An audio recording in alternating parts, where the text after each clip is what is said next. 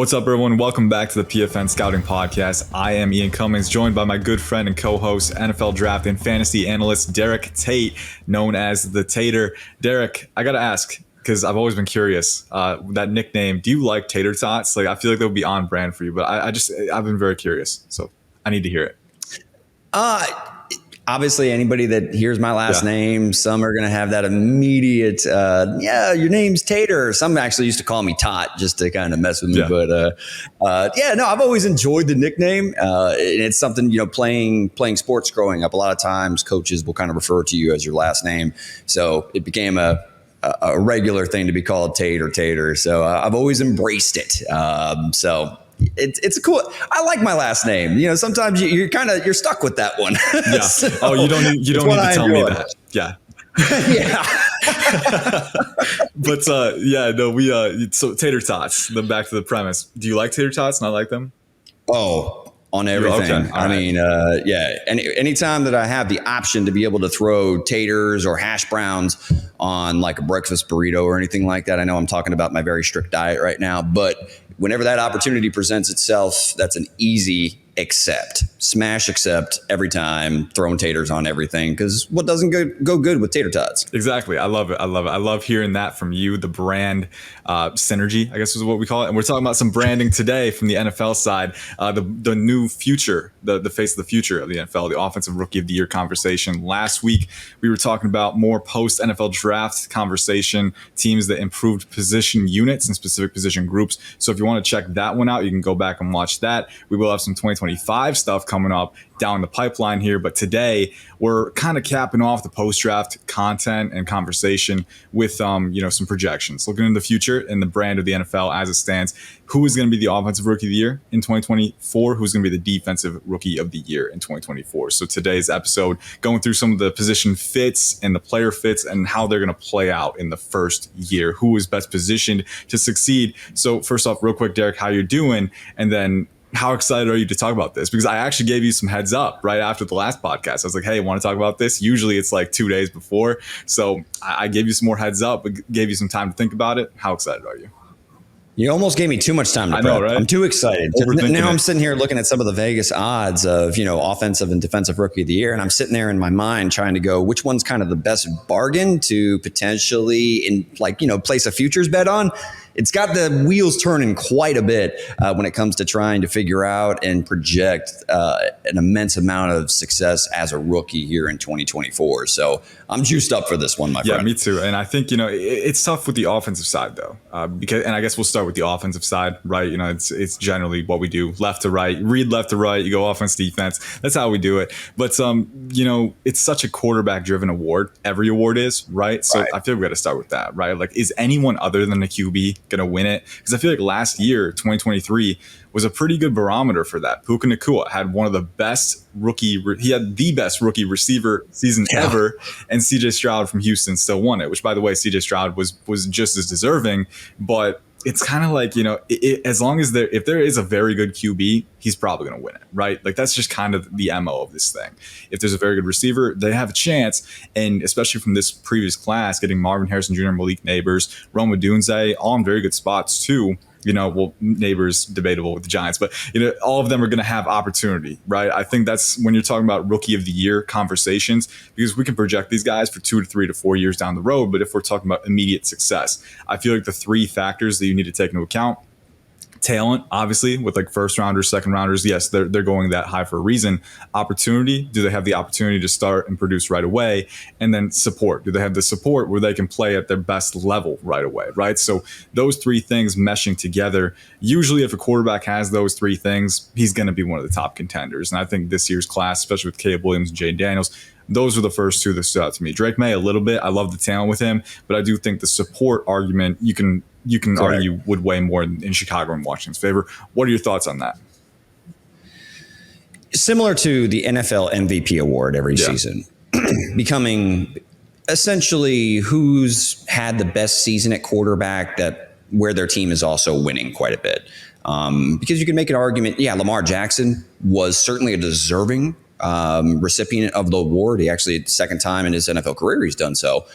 his passing numbers weren't elite, but obviously when you're watching the game, he's dominating the game in multiple ways, and it's not just what the stat line reads at the end of the day. So when you're talking about the opportunities that these players are going to be awarded, who has the opportunity more so than a quarterback that's touching the football on every single snap, right? So it's just the amount of opportunities and the amount of responsibilities that go in with playing that position are going to tip the scale in their favor. And you mentioned Puka Nacua. He set rookie records for receptions and receiving yards, and that was not good enough to win the NFL Offensive Rookie of the Year award. That's insane to me. CJ Stroud certainly deserving, had a fantastic year, but outside of quarterback, I mean, of course, there's a reason why Vegas has all of these quarterbacks, including, I think, the 4 of the top 6 are at the quarterback position for odds-on favorite to win this award. So even though some of these other wide receivers landed in some great spots to have an immense amount of volume in their rookie season, it's hard to pick anybody other than a quarterback just because of the track record that we've seen with this award over the last few years. Yeah, it's just like, as long as a quarterback has that kind of situation, they're gonna be the favorites, right? It's such the positional value, right? And we hear that in so many different conversations, but especially if you're awarding someone the MVP or the Rookie of the Year award, positional value really comes into play because of that. So I guess the question isn't who will be the Offensive Rookie of the Year in 2024. It's, will anyone other than Caleb Williams or Jayden Daniels be that guy, right? Because I look, and we'll start with the quarterbacks, right? We'll kind of zero in on them, right? Caleb Williams, he's already been named the starter, right? So we know he's going to get the reps from the jump. He's got that receiving trio of Keenan Allen, DJ Moore, Rome Odunze, which we've spoken at length is probably a top 5, top 3 receiving trio in the entire league. Got a solid offensive line, not a great offensive line, but I think one that could, if they exceed expectations, they'll be decent, right? Braxton Jones, Nate Davis, Tevin Jenkins, Coleman Shelton is probably the biggest wild card at center, but they got Darnell Wright at right tackle as well, who's ascending. So, I think generally they have enough support. I feel like for Caleb Williams in particular, support at receiver is a little more important because this is a guy who can create when pressure comes. This is a guy who can do what's necessary, who can make something out of nothing. It's not like a Jared Goff or more of a prototypical pocket. And I'm sorry for the random Goff shade, the Goff catching the strays. But strays, man. I'm sorry. I live in Michigan too, so Lions fans, I'm sorry. But the archetype is different. Caleb Williams is the creator, right? Other guys who are pocket passers would maybe struggle a little bit more in that environment when you don't have an elite offensive line. Williams is not that kind of guy. And the same goes for Jayden Daniels, right? I think you look at that offensive line in Washington. Yes, they made some good steps in the right direction, right? I think Brandon Coleman will get a chance to compete at left tackle, but you still don't have an elite offensive line. How much does that matter for a guy like Jayden Daniels? Not as much. And to be fair, I think all 5 of these QBs who went in round 1 have pretty good, or all 6 of these QBs, I forgot there were 6, have really good functional mobility, right? Caleb Williams, Jayden Daniels, Drake May is an incredible athlete for his size. Michael Penix even. I think he's probably the least of the bunch, but even he's got some good straight line mobility, right? JJ McCarthy, very good athlete. Bo Nix, renowned for his creation ability off platform. So, all of these guys have the talent to withstand adversity and create for themselves. But you talk about the supporting structure and the opportunity. And I think Caleb Williams has the best balance of both in Chicago, right? I think Bo Nix is going to have the opportunity, right? I think JJ McCarthy is going to have the support and the opportunity, but talent-wise, he was a little bit lower on our boards. He was my QB4. I don't remember where he fitted in for you. He was 4 for you as well. Behind Drake May and the other top 2 quarterbacks. So he's a guy who might take a little bit longer to, get off that runway. He's got the supporting talent, right? I think he'll be solid, but will he be at a level where he's producing as a Rookie of the Year candidate? That I'm not quite as sure, especially when you got Caleb Williams and Jayden Daniels to compete with, right? So do we think anyone other than Caleb Williams or Jayden Daniels out of this QB group is going to be in the conversation? Because me personally, Penix probably won't even see the field if things go according to plan with Kirk Cousins. Which I mean, again, man, we can talk about that selection for ages, man. We won't because we'd be here the entire day. But They could have gotten a receiver, they could have gotten an edge. It's difficult, right? And I get the idea of planning for the future, but when you have Kirk Cousins on that really expensive 3-year deal, 3 or 4 years, I think it was 3, but again, 3 or 4 years, if things go according to plan, he's your starter. So Penix probably won't see the field too much in 2024. Bo Nix will, but the results could be up and down. JJ McCarthy, kind of the same, even though he's got the greater support, the talent level, he's going to need a little bit of time to acclimate. So I look at it as Caleb Williams, Jayden Daniels, and then Drake May is the wild card there. I had a big grade on him. He was my QB1A. But at the same time, too, I'm willing to acknowledge that Patriots offensive supporting cast is just not as good, not as established nearly as Chicago and even as Washington, right? Washington isn't as good as Chicago's, but you still have Terry McLaurin. You still have Jahan Dotson, who's a decent wide receiver 3. You've gotten some, I can't remember who else they added. They got veterans, Zach Ertz and Austin Eckler. Yeah, so they got some veterans. I think they have some really good. They raised the floor of that unit this offseason, right? And I think the Patriots did too, right? Jalen Polk is going to be a phenomenal utility weapon. I think Javon Baker has some upside as maybe a wide receiver 2, 3. Pop Douglas is going to be. He could be a Josh Downs-esque weapon for May, which is pretty exciting. And you did improve the offensive line a little bit, but there's still that level of uncertainty where I look at a guy like May, who maybe had a little bit less day one operational utility than a guy like Jayden Daniels, not with his processing. I think May has very good processing and anticipation, but really the mechanics, the down-to-down consistency, right? I think in New England, it's going to take a little bit more time for him to fine-tune that, and that might impact his Rookie of the Year odds too. So for me, it's Caleb Williams, it's Jayden Daniels, top of the list. Is that the same for you? It is, for sure. And it would be... I don't want to sit here and speculate, but there's also a path where is it Jacoby Myers under center to start the season for like as a bridge type of opportunity?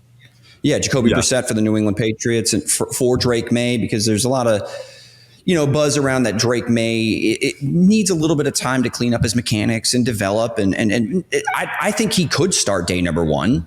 He very well could. It's just not a guarantee like it is for Jayden Daniels and Caleb Williams. So when we're trying to sit here and project, offensive Rookie of the Year candidates, if there is a path where like Sam Darnold and Jacoby Brissett are the starting quarterbacks to start the season and keep those 2 talented rookies who we believe can be franchise quarterbacks, but they miss out on 2 or 3 games worth of production. That matters at the end of the day because we're looking at the entire resume of these rookie signal callers when voters are trying to make a decision on who had the just best rookie year under center, and that does factor into my decision a little bit.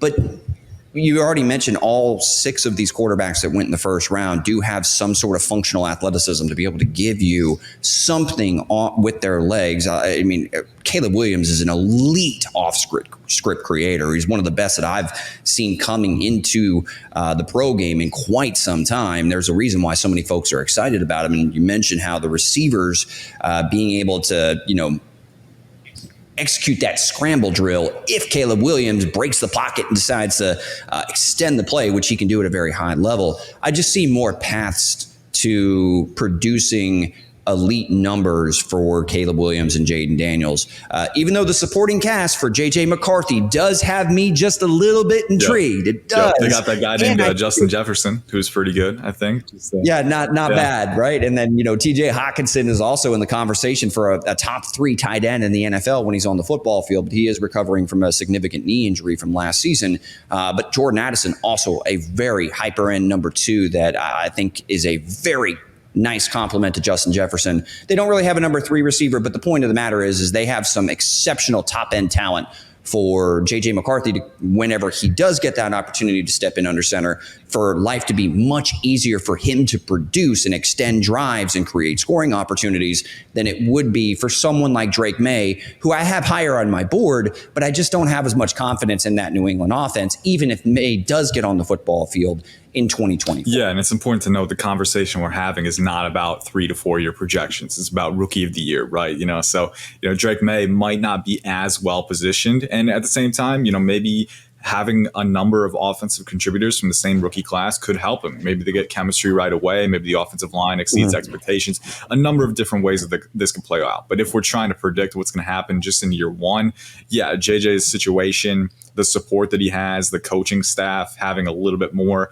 of an established air there in Minnesota, that gives me a little more solace from a supporting cast standpoint. So, Caleb Williams, too, another thing that's kind of, that just caught my, just kind of, came to me is that playing in the NFC North, man, I mean, there's going to be a lot of competitive games that might drive up the score, right, drive up the yardage, drive up the touchdowns, right? Because you're playing that Lions offense that has Ben Johnson again, Jared Goff. I'm going to give some Jared Goff praise now, okay? I know he caught the stray earlier, but he's a very good quarterback in that system. He's accurate. He can put up volume. He's got the weapons for sure. So that's going to be a tough one. The Packers with Jordan Love, that's going to be a tough one to keep up. And then even the Vikings, I think one thing that we know is that JJ McCarthy can at least operate under center. He can keep the offense churning, right? And they signed Aaron Jones, I believe. So they're going to have a pretty good run game. They got a good offensive line. They can put up some points too. So I think Caleb Williams, especially playing in that division, there might be games where kind of not exactly like USC, right? Because the Bears defense is very, very good too, right? But it's just the nature of the NFL. It's a give and take. It's a tug of war. Sometimes you're going to go back and forth a little bit. And I think Caleb Williams is well situated, both as a player and in the landing spot that he landed in, to kind of thrive in that kind of situation. So I'm excited to see what he can do, put up the numbers. Moving on from the QBs now, we're kind of solidified, within the three. Yeah, and this is where we get into the weeds, man. So this is exciting. But we're kind of solidified on QBs, which QBs have the optimal blend of talent, opportunity, and support to be in the Offensive Rookie of the Year conference. I keep trying to say the acronym and I keep fumbling on it. OROY, man. It's not that difficult. But then, it's just easier to say it out. But, so the two QBs at the top of the board, when you think about those three categories, Caleb Williams and Jayden Daniels, but who are some non-QBs who could be in that conversation? I think Marvin Harrison Jr. is the first name that comes to mind just by default, right? And you talk about talent, opportunity, support. He's got Kyler Murray, who's a good quarterback, right? Established. We know he can put up numbers, and we know that Marvin Harrison Jr. is the runaway wide receiver one in that offense. He's going to command volume. He's that 3-level threat. I think he'll be able to put up numbers right away because of just who he is as a prospect. Rome Odunze could be that guy. I think he's sharing a little bit too much volume with the other Bears receivers. I think that's, you don't have the opportunity as much there, right? So wide receiver, MHJ stands out to me. Running back, Jonathan Brooks could maybe. Running back is always iffy, especially nowadays, because of the rotational aspect that you always have a stable of guys, right? So again, opportunity is never quite there unless you're a guy like Christian McCaffrey or Bijan Robinson, right? Unless you're that kind of threat right from day one. Running back usually isn't going to be in the Offensive Rookie of the Year discussion, but I have some sleepers in mind that I'll give later on. But MHJ stands out to me. I know there's a few other guys in round 2, round 3 that could have a shot. Who's at the top of your list when we're talking about non-QBs? Well, definitely at the top of the list is definitely Marvin Harrison Jr. He was the top receiver prospect on my board heading into this class of a very talented group. For good reason. I think he steps in day number 1 and is going to be able to produce at the NFL level. And he fell into a pretty favorable situation. I mean, we're going to talk about, whether it is Malik Neighbors or some of these other, top end rookie receivers that fell into good spots. But no one fell into a better spot than Marvin Harrison Jr. I mean, he's really competing with Trey McBride, Michael Wilson, Greg Dortch. I mean, no disrespect to Dortch or Wilson. I think they're nice players. Don't disrespect Dortch the Torch, man. Come on. I know. I don't want them catching strays either. But MHJ, I see his skill set being comparable to that of DeAndre Hopkins in this Arizona offense, where Kyler Murray does the data suggests he prefers to push the ball outside the numbers. And Marvin Harrison Jr. projects as a receiver that can definitely play the X spot, create separation, win on those one-on-one matchups and contested catch situations. We saw the first year that Kyler Murray had DeAndre Hopkins, who was still at the tail end of his prime, in my opinion, back in 2020. Dude saw 160 targets, 115 receptions for over 1,400 yards. And I'm not saying that Marvin Harrison Jr. steps in and is as good as, prime D-Hop entering the NFL, but he's going to be a pretty damn good receiver from day number 1. And I feel confident projecting that. So I could see that him seeing enough volume from a quality quarterback to be able to see, to produce high enough numbers to be in this conversation if all of these quarterbacks kind of fail to live up to expectations, or they have an injury that keeps them off the field or something of that nature. If Marvin Harrison Jr. comes in and sees an elite target share north of like 25% in his rookie season, coming from Kyler Murray, I think that there is a path where Marvin Harrison Jr. legitimately could finish with over 100 receptions and over 1,300 yards in his rookie year, which to me, that does put him in the conversation and maybe the best non-quarterback to bet on for the offensive rookie of the year nod. Yeah, he's got the talent, he's got the opportunity, he's got the support. I think if we're juxtaposing him and Puka Nacua, right? Puka is obviously the most recent comparison that we can make.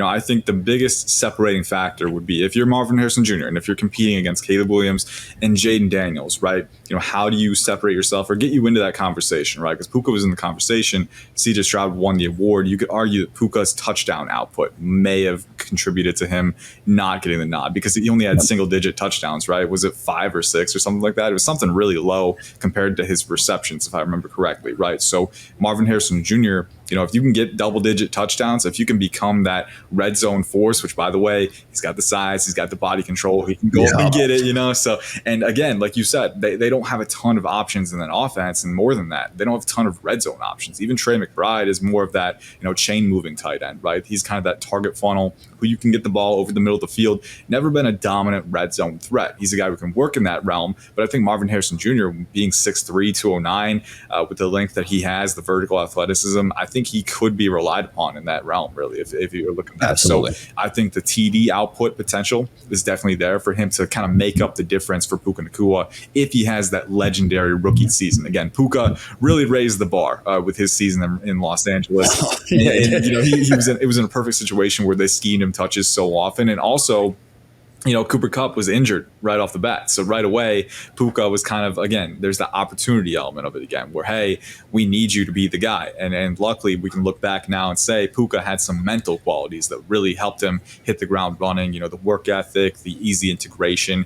And we don't know if some other guys have that. We just don't know. It's really tough. And the NFL is kind of the gridiron in that sense, where you kind of discover those things.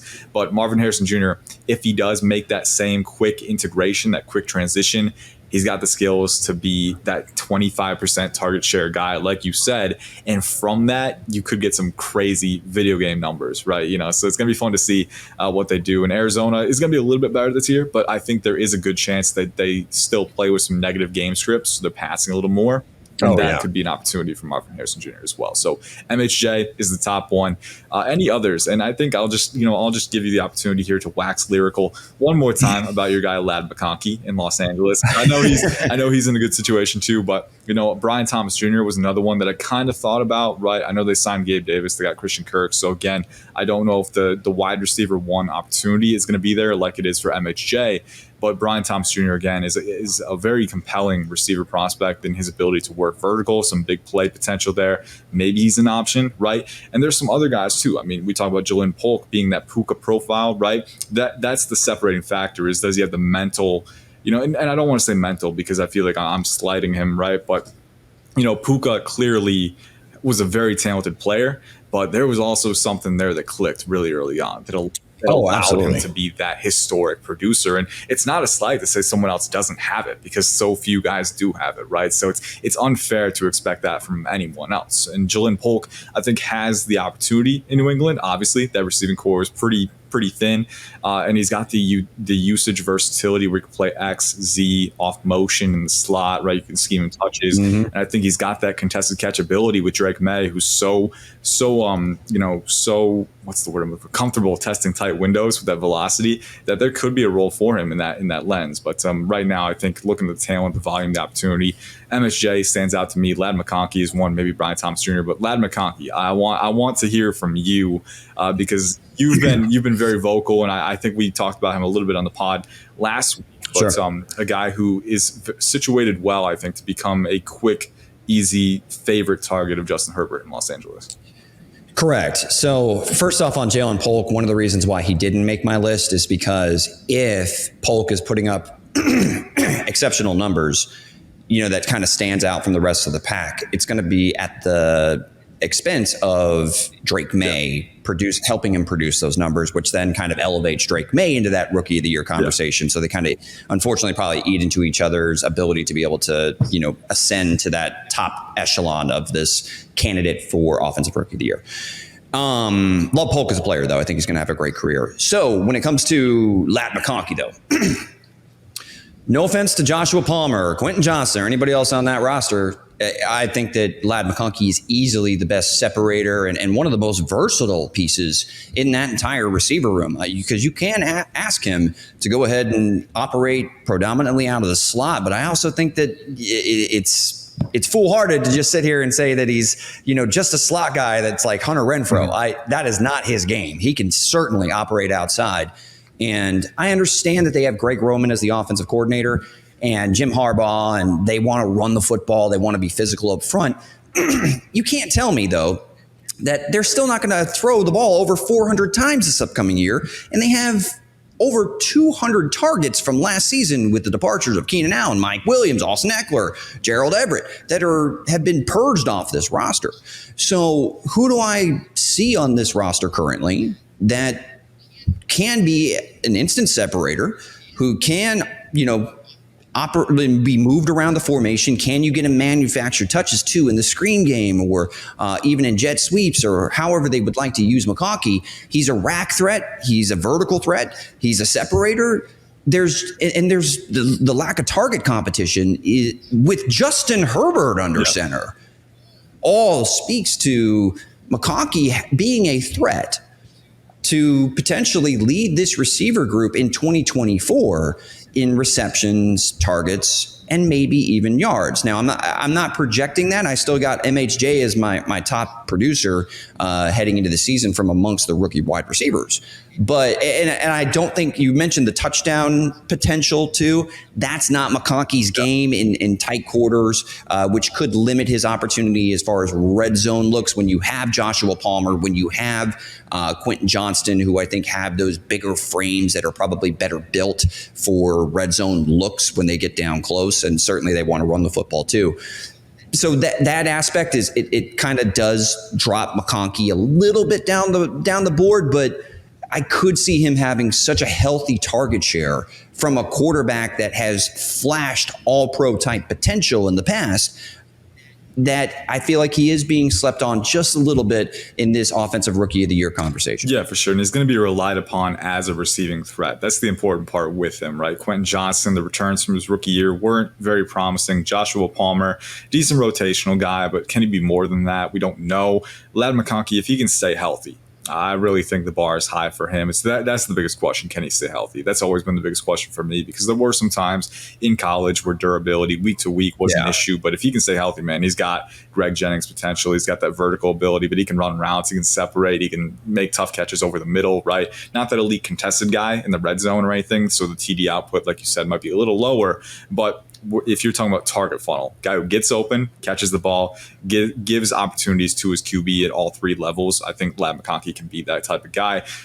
I was wondering if we should save this for the end, but I think it might be easier to just go offense, defense, offense, defense. So I asked you about an hour ago. I didn't give you a lot of heads up on this, and I apologize. But deep sleeper on the offensive side, and the reason I'm kind of bringing it up right now is because we're talking about the Chargers offense, and this is a pretty good transition to my deep sleeper, which I've actually got two in mind at the running back position, both in LA. Blake Corum with the Rams. I think Kyron Williams, he's been dealing with a foot injury. He was out for OTAs because of that, and also with running back, it's more volatile year over year. So Kyron had a great year last year, but I can see a scenario where Blake Corum, a very high floor prospect who's explosive, great vision, great agility, right? Really good running utility. Not a proven receiving threat, but good running utility behind that Rams offensive line, which again, they added Jonah Jackson, they added Kevin Dotson, they got Avila going to center. They've got a really good offensive line. They got some maulers up there, man. So I could see Blake Corum being very, very productive in year one if Kyron Williams isn't as available.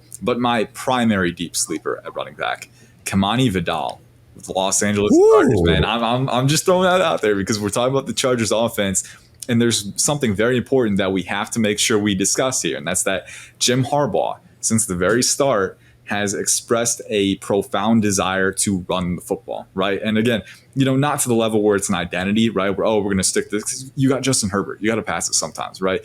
But they're going to run the ball. They're going to play ball control when they're in the lead, I think, right? They're going to, and with Justin Herbert, you can generate big plays. You can get the lead early. You can play the game script. You can control it a little bit more. So, I'm very excited to see, and they added Joe Alt at 7th overall. So they got that offensive line. They're strengthening that part of their game. And then you signed J.K. Dobbins. You signed Gus Edwards. They got Ravens West going over here, which those are both good running backs when they're healthy. J.K., when he's healthy, is the big asterisk for him because it hasn't been for a couple of years now. But, Kamani Vidal, man, we were talking about him a little bit before the draft and, any sleepers, the running back position. And here's a guy who's like 5'8", 215, explosive, really good change of direction for his size, just compact, really good contact balance, leg churn, vision, change of direction, creative instincts, all of the above, as a running back, as a runner, right? As a natural runner. He's got some receiving utility too. So Kamani Vidal is one guy that I think, if injuries or otherwise substandard performance force him into that role as RB1 or maybe one of their primary runners, I could see him finding a rhythm and putting up some major numbers. I don't know if a rookie of the year, but if you're looking for a deep sleeper to bet on an absurd value, that's one name I would have on my mind. Oh yeah, Kamani Vidal is certainly a guy that I'm very intrigued with. Talk about fantasy analyst. He's somebody that has found his way on a lot of my dynasty rosters as a stash guy that I could see competing for a role even in his rookie year. We're talking about Gus Edwards, who's, I believe, 29 years old. We know what he is. He's a nice physical downhill runner, but he's not going to give you much as far as versatility out of the backfield as a pass catcher. I do believe Vidal has that in his bag. J.K. Dobbins just can't stay healthy. It's not that he's not a very talented player, but if he continues to have durability issues, that could open the door for someone playing a complementary role to start off alongside Gus Edwards in this offense that wants to run the football. I agree that is what Jim Harbaugh and Greg Roman, that's what they want to do, is establish that running game and allow that to, create play action pass opportunities and really, set the tone, stay ahead of the sticks and make life easier on Justin Herbert, who I believe can operate any offense you put him in at a very high level. So I'm with you on Kamani Vidal. One guy that is off, I'm not going to say off the radar, but in particular when it comes to offensive rookie of the year, like 3rd round pick, Jermaine Burton. Yep. There is a lot of, whispers right now with T. Higgins getting hit with the franchise tag and Justin Jefferson just getting the bag when it comes to getting paid. And traditionally, we've seen this Cincinnati Bengals organization, when they hit a player with the franchise tag, he's normally not getting a long-term deal. So I'm kind of curious how that's all going to play out. Even if Higgins and Chase are on the field and those are the roles that we expect, I still think Burton's going to contribute in 11 receiver or 11 personnel sets, kind of filling in Tyler Boyd's snap share count, where Burton, though, has an element of verticality to his game that Tyler Boyd just didn't have over the last couple of seasons and really ever in his career compared to Burton, who his movement skills are kind of low end first round, type of talent in my opinion. So, and you pair him with Joe Burrow and you got Jamar Chase that you have to account for an opposing defense on every single snap. There's going to be a lot of opportunities for Jermaine Burton, whether Higgins is involved or not, that intrigue me as a deep sleeper option. Because if Burton can live up and play to his potential, he's got first round potential. So Jermaine Burton is somebody that is kind of my off the radar sleeper candidate as far as an offensive rookie of the year candidate in 2024. Yeah, it's you think about what Jamar Chase and T. Higgins can do. To defense, stretch them thin. You've got that rack threat, that guy who can just keep the chains moving, the utility player in Jamar Chase. You've got T. Higgins, who's a little bit bigger, can win down the sideline, but he can run routes too. But having two guys with that amount of gravity together can can really stretch defenses thin, and then you narrow this defense, you get them under pressure, and you can just carve straight through at all levels with Jermaine Burton. I mean, he's a deep threat. He's a great route runner. He can make tough catches. There isn't a lot that he can't do, right? And so I love that, because the argument for him, and I remember when I was grading him down the stretch, it was in March, I think, and I was running his grade, and I'm like, if character concerns aren't a part of this evaluation, which, he had an altercation with a Tennessee fan after a game, I believe in 2022, and there had been some whispers about, maybe being difficult to coach, things like that. Again, we don't know the full story, and we never will. And, guys can make a change to the NFL level. It's possible. It's happened before. But, if that wasn't a part of his evaluation, we're talking about a fringe first round guy. That was what I was, saying to myself on tape, and you saw the same thing. Obviously, talent was never that part. Talent was never the issue. So if he can stay on the straight and narrow in Cincinnati, the upside is through the roof. I'm very excited to see what he can do, and maybe some fringe rookie of the year candidacy on the table for him. But we've got around a little bit under 20 minutes to go. I think we can go to 50 minutes today. We've been stretching the limits a little bit more over the past few weeks, but we'll go to the defensive side of the ball now. And this one is a little bit more complicated. We know on offense, generally, if there's a very good QB like Caleb Williams or Jayden Daniels, if they have the support, if they have the opportunity, odds are they're going to produce at a level where they're going to win the award, right? On the defensive side, you don't have quarterbacks to monopolize it like that. So the door is open. Last year, it was Will Anderson Jr. The year before, I believe it was Sauce Gardner. So, production at different positions is usually what guides you to that spot. Kobe Turner with the Rams was one of the top contenders outside of Anderson last year. But Derek, I'm very intrigued to see what you came up with here, because I feel like this one more than most is that it's wide open. So you just kind of go where your gut tells you to go. So, kind of looking, if I'm trying to be correct, if that's what we're trying to do here, not my personal, case for these players, but if we're trying to, accurately predict, who the potential defensive rookie of the year is, you look back at kind of the history over the last 5-10 years, there are a lot of pass rushers that earn that award because they can instantly get after the quarterback, and obviously that is the name of the game. I think I know where you're going with this. Yeah, I'm going Latu. With the Indianapolis Colts. Miles Turner certainly is in that discussion because in that Brian Flores defense that just wants to pin their ears back and pressure the quarterback nonstop. Do I think that Miles Turner can win some of those one-on-one opportunities? Turner, right? Or Dallas Turner, my apologies. Dallas Turner. I was like, did the Indianapolis Pacers center start playing football? I know. I'm watching too much basketball right now.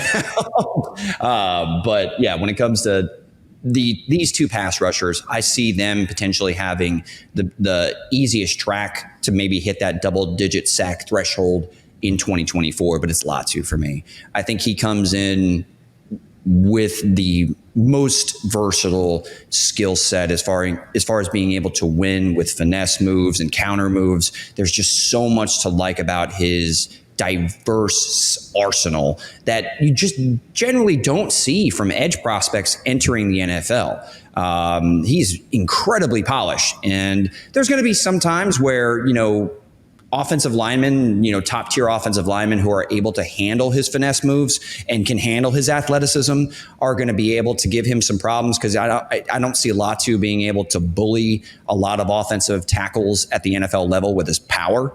But there's going to be games where Latu is just going to torture some offensive tackles who really struggle to move and handle his type of counter and functional athleticism and quickness. So I'm really excited about Latu because how that defense operated last season, they blitz at the lowest rate in the NFL, which means they really depend on that front four to generate pressure on their own without having to bring extra blitzers to that would mess with the infrastructure of their back end of their defense. So Latu is a guy for me who I think is going to come in and have instant success being able to get after the quarterback. Yeah, and not just what he can do, and you mentioned the defensive scheme, and I'm so glad you brought that up because this is a scheme that more often relies on its front to generate not artificial, organic pressure. I was thinking of the word, what's the opposite of artificial? Organic. But yeah, they like to generate that organic pressure.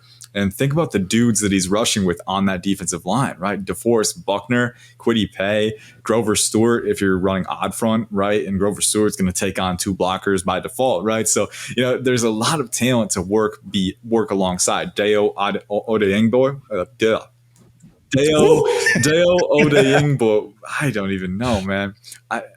That's that was a valiant effort. That was awesome. Yeah, dude. I haven't crashed and burned on a name like that in a long time. That was tough. Yeah, it's a tough That was tough. I got to compose myself. But Deo Odeyingbo, I think that was a little bit better.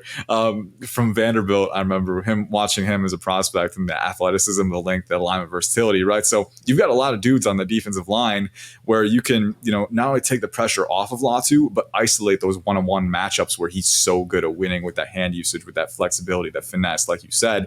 And if he gets an opportunity one week where the starter is out to injury and he's got to feast against a backup, like, you could be looking at a 3-sack performance right there. So yeah. Latu, of all these edge rushers, right? You've got different molds. You've got Latu, who's more finesse oriented, not a ton of power, like you said. You got Jared Verse, who's more that speed to power guy, who's got good hand usage, good run defense. I think his TFL number is going to be really high.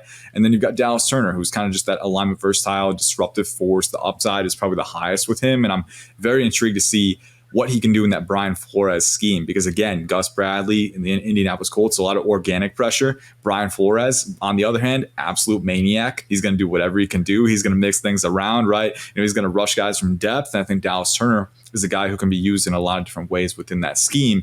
But if you're asking me who is better situated to produce right away, make an impact right away, succeed against NFL blockers right away, Latu would be the top candidate on my board. And I think that, to your point that you made at the very beginning, right? Sack production, when guys have a lot of it, it's usually a deal breaker. If you have a ton of sacks, if you have a ton of plays on the quarterback, that is going to weigh your argument for defensive rookie of the year. And I think Latu, my NFL comp for him actually was Sean Merriman, I believe, who came in as a rookie and I think won rookie of the year because he had double-digit sacks and quarterback takedowns. So that is an outcome that I could see for him. I think Latu, if we're thinking 3 years down the road and medicals could play a hand for him, we'll see what happens. If he can stay healthy, he can be a game wrecker. But Dallas Turner down the road, 2 to 3 years, we could be looking at a very good player on his side. But I think if you're looking at who's positioned to play at a high level right away and generate that kind of production right away, Latu for me is actually the top candidate too. So we're kind of on the same wavelength there. That was the first name that stood out when I'm thinking about immediate production.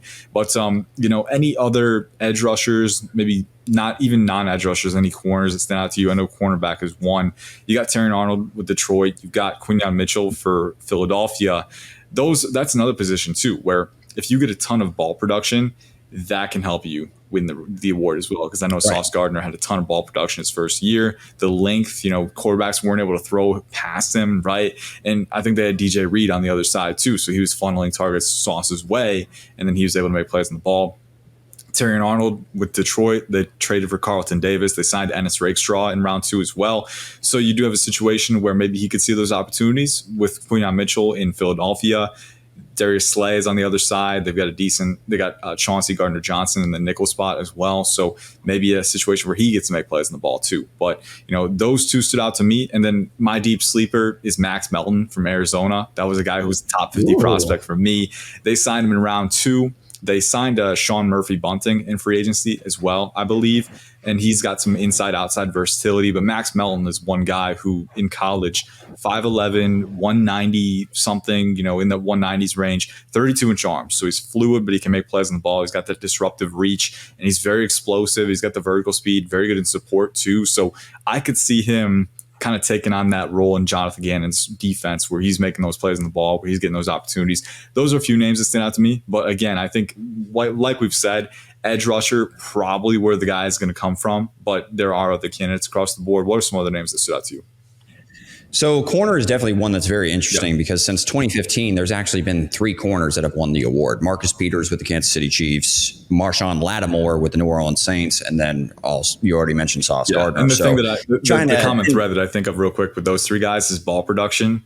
And who do I think of when I think of ball production in this class? Quinyon Mitchell. I mean, that's me personally. I don't know if your thought process is a little different, but no, I'm with you with Quinyon Mitchell. And I know that they have, two veterans that are still there on the cornerback depth chart there in Philadelphia, but there's also something about that Fangio defense, and I could see Quinyon Mitchell, being the peanut butter and jelly, the perfect match for what Vic Fangio wants to do defensively. So, Mitchell certainly stands out. Even Cooper DeJean interests me with his versatility and how Fangio could potentially get him involved. But CJ Gardner-Johnson does kind of, I'm not saying they operate in the same space, but the path that I see to Cooper DeJean making a defensive rookie of the year candidate type of impact immediately feels as if CJ Gardner-Johnson kind of limits that because of his ability to operate out of the slot at a very high level,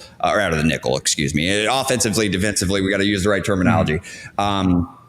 One name that I believe I want to keep an eye on, we're talking sleepers, and I'm with you. So Quinyon Mitchell is somebody that's certainly on my radar at the cornerback position.